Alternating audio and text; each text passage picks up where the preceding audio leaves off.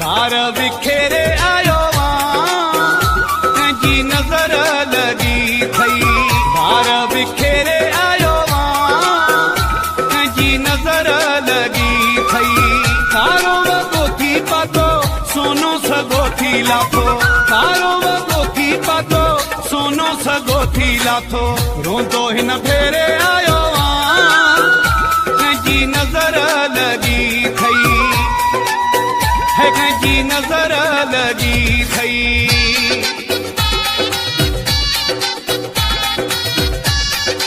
Editor Kamiso Khan Sasoli from Shadadkot.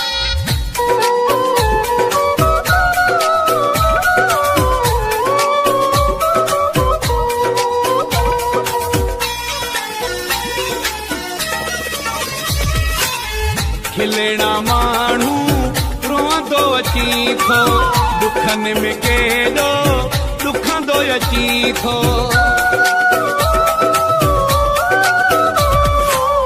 खिलना मानू रोंदो अची थो। दुखन में केडो दुखंदो अची थो। सुबह सवेरे आयो जी नजर लगी थई। धार विखेरे आयो जी नजर लगी थई। तारो वगो थी पातो सोनो सगो थी लाथो। तारो वगो थी पातो सोनो सगो थी लाथो। रोंदो हिन फेरे आयो जी नजर लगी थई। है जी नजर लगी थई।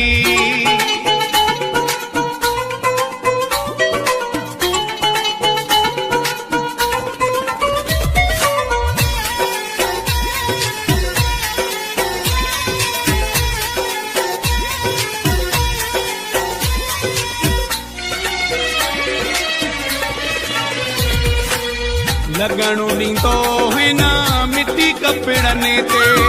मुर्क रही नथी अॼु चपिड़नि ते।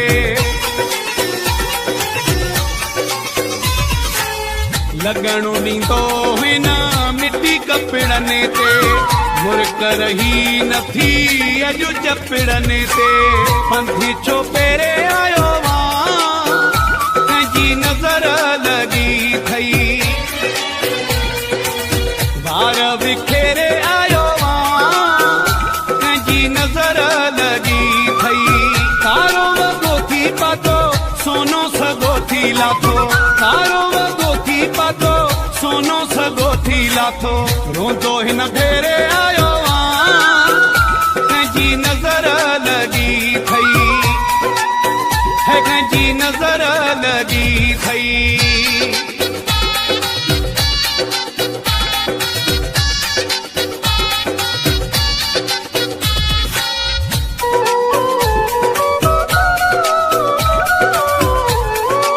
Editor Kamiso Khan Sasoli from Shadadkot.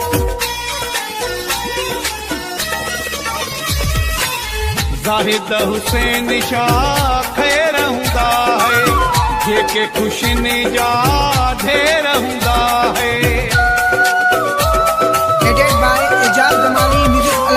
Zahid Hussain Shah खैर हुंदा है।